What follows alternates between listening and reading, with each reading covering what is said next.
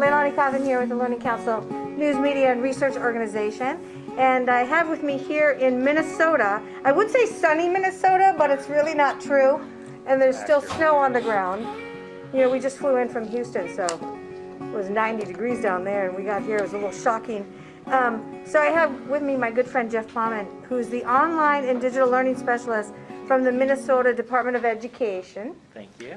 Yes, and I can't wait to hear what you have to say. So also I have with me Anthony Padrnos, who's the Executive Director of Technology, ISD 279, Osseo, area schools. I keep saying that wrong, I know that. Okay, That's so, all all right. Okay, all right, so John, and John Perry, who's the Director of Learning Technology and Design Systems from Stillwater Area Public Schools. Good to have you. Thank you. Yes, and I am going to put you on the spot about some things, but you know, I'll give you a little bit of insight. It would be awesome. Okay, so good. So I want to start off with each of you just sort of giving me a sketch of like what's happening right, like what are the things that are the biggest barriers right now? Like let's not go all the way back into the pandemic or the fact that we're sort of kind of still in it a little bit weirdly. But what do you see are the big things right now that people have to deal with in schools? And I'm starting with you. Sure. So it's nice to see some folks that I know and some new folks here that I'm meeting for the first time. So glad to be here. But to answer that question, I am actually kind of curious what these two gentlemen would say, because as Anthony was talking about his plan, all I could think of was how can we get out of the way? How can we like help operationalize some of these things? Because as Anthony, was speaking in his segment, he was talking about, flexibility and hybrid schedules and all of these kinds of things. And oftentimes, like we at the Department of Education hear about the barriers to implementing those things, like seat-based funding and attendance mechanisms and all of these systems that we and our education laws have in place that really challenge those things. So I would say, I'm really curious as to how these guys are going to answer that, but, there are some that I can identify right off the bat. So it would be funding mechanisms and attendance. Like those are some of the barriers that we hear about a lot. Yeah.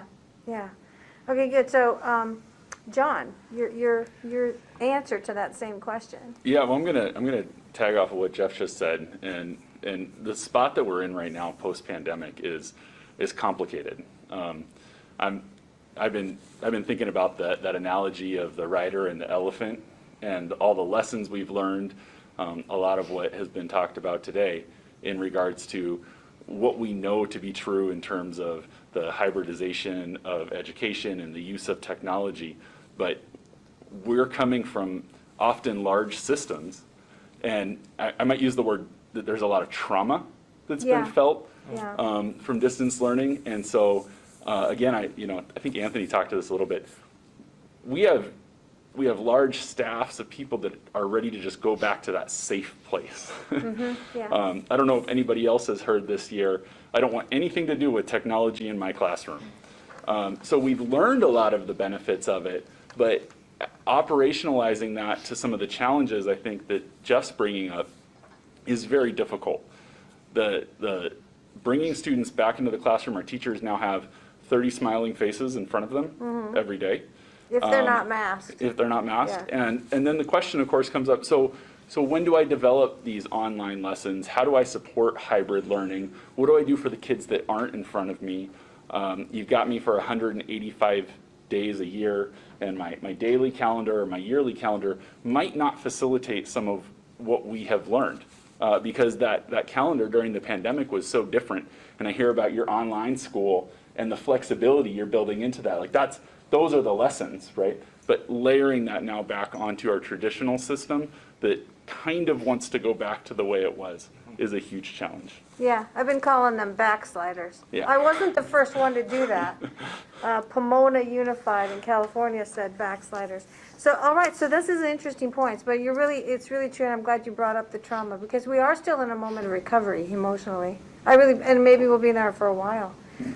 Your comments, Anthony? You know, I think I would add on that I like the term complexity. It is a very complex situation we're in right now. And I think, you know, as I spoke in my earlier segment about the teacher stress as well, or the trauma, that's paired with kind of the piece that I will add is the student trauma and the learning loss that we're trying to navigate. And, you know, students coming back, you know, we had a lot of conversations at the beginning of the year of students being a year to 2 years behind social and emotionally of just re-engaging with school, and teachers having to think about how do I just reteach the foundations and fundamentals of the school process. That, you know, you've got that aspect, as well as now we've always had great, you know, spread of abilities within a classroom that we've had to differentiate for, but now we've just made that even wider. So the range of what skills students brought into the classroom, not only social and emotionally readiness to come back, but just that academic skill set has created to that complexity of trauma on teachers and what's being experienced with students as well. Yeah, so it's things on top of other things. Yeah, but there is a lot of mood of let's go back to normal, and literally everywhere we're going, administrators are telling us, I wish people would get the word normal out of their vocabulary. Like that came from Garland ISD in Texas. A woman named Yasna Alafendik. Just stop using the word normal because it's never coming back. And everyone we're talking to, and even St. Paul who's here today, I see if I step away from them, and maybe more than they see themselves, they're in a mutation pattern. We are definitely going somewhere. So you just got the fastest briefing of all time, and you heard me talk about it earlier. You're going to be caught in the headlights on this. But, you know, we talked about the Uberization of learning and the disaggregation of the manufacturing line pace you have to maintain by age into everybody on their own. Hold up the guy who's doing too far ahead in math because he's too far behind in language. Double him on language, hold him up in math. These are the new constructs, and we call it hybrid logistics. Like the new calendaring majesty with algorithmic inference all the way into like setting an Uber and auto-triggering meetings based on cohort with teachers is the new, because we can't sacrifice human intersection and human teaching in the structural shift. And yet almost every state, because California's law, they do online schools now, every district has to have an online, has gone to like, well, I'll just go to the two modes. I'll have everybody in the building, or they're online. And I would contend that's not good enough. I would contend there's a middle ground that's better, because we know as educators the human intersection can't go away. It has to be more efficient and precise. So I'm going to have you get, is that okay? Is that enough of a briefing? You're That's gonna enough of a You're going to be able to briefing field for it? me, yeah. Okay, good. So Jeff, your thoughts on this?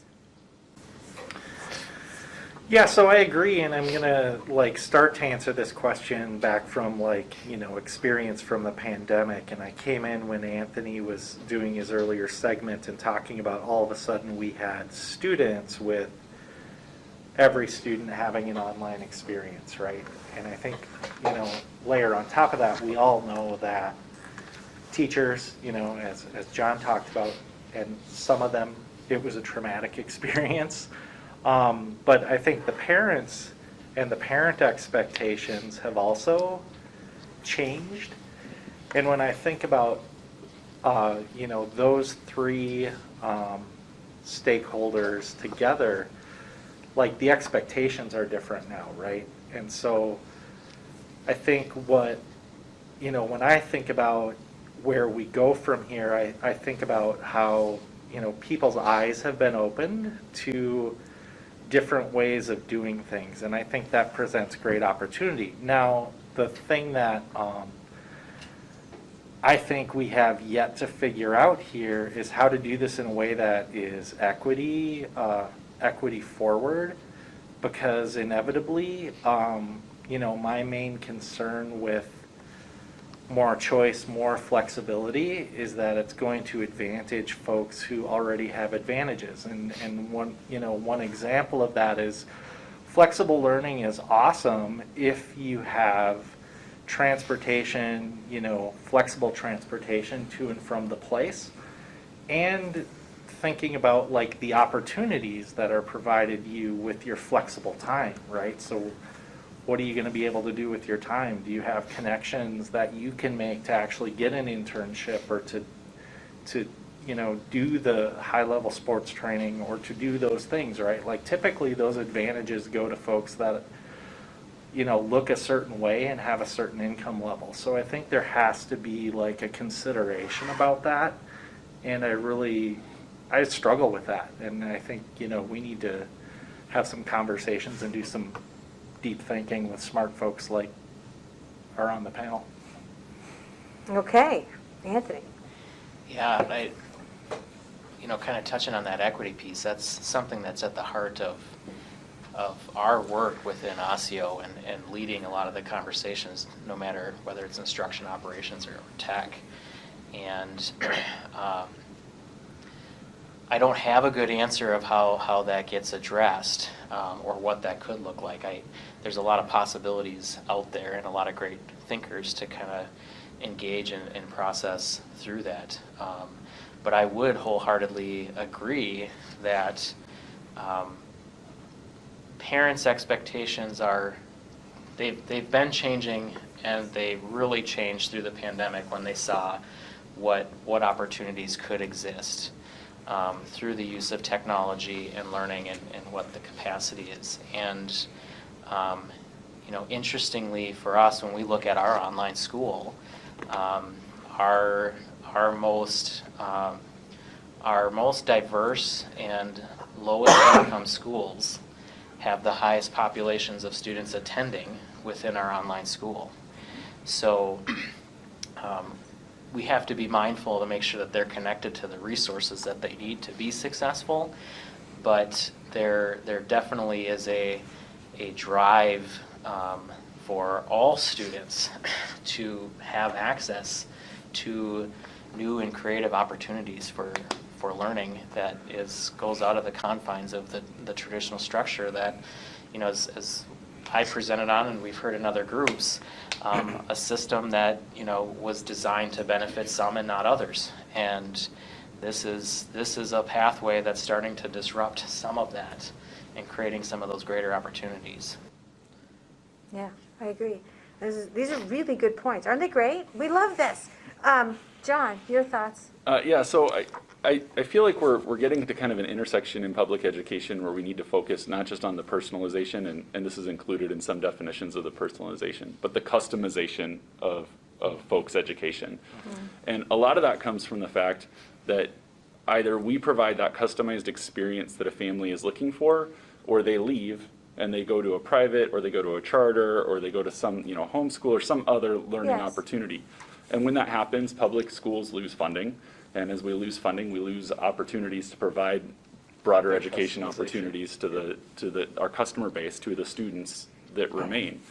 I strongly agree with what Anthony just said about students that are often disadvantaged took the most advantage of the technology that was provided during the pandemic period.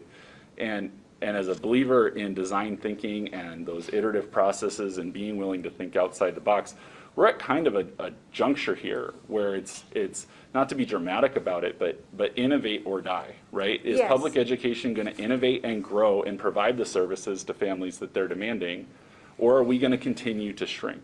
And when I hear about the online programs here at St. Paul and in Osseo, something I think we missed the boat on, and maybe we'll get another chance, I don't know, but those are the programs that are gonna serve families in a way that, because those 1,000 families in that program at Osseo got a custom service that they were looking for, and if they didn't, there was going to be a certain percentage of those families that said, well, then where am I going to get this, right? Mm-hmm. And so we really, really have to find these, have these conversations with families about what it is they want, and demand from us and provide it, because gone are the days of I'm your default education Yeah. opportunity and you're going to probably take advantage of that. And families of all means are finding ways to get the educational services that work best for them. Yes, and that was data we shared this morning, 37% of the 56 million kids have left the building. They're not doing it. 5 minutes? Okay, so we just got the 5-minute mark. So I want to say, what were your takeaways today, but I didn't have some of you for the whole day. So I think what I want to ask as like a final, like give me your final flash answer, is what are your feelings about the future of the administration? Because we talk about schools all the time, the overall structure, but I really feel like we're moving into a really challenging time that it could also be the golden age of perfected administration that I think is going to flip over like a turtle and basically lean on tech so hard that it can now use its humans at a perfected level. And we're at that struggle moment. We're just not quite flipped over. And what are your thoughts on that? Like, when you think about administering through a difficult time? Do I have to go first? Yes, you do.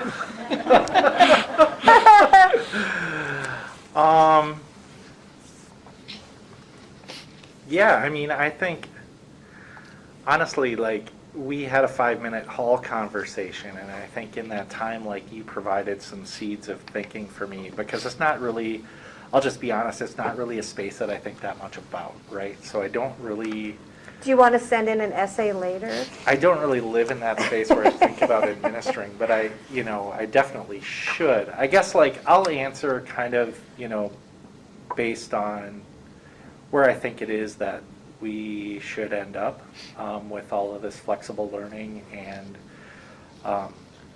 integration with community-based learning is, I think that the community school concept is not a dead concept, and it's going to be even more important in the future than it is today. It's just going to look different, and I think it's going to do like some of the things like my friend Dave, who's in the audience, has been doing for years, just trying to like create these connections and pathways for all the students that they serve to have the opportunities that the flexibility affords. And I think, those are the things that we have to think of beyond just the academics that like we serve in this building and this is our lane. I think like schools that address all of it, the flexible transportation, the mental health, the wellness, and the community connections and opportunities are going to be the ones that thrive.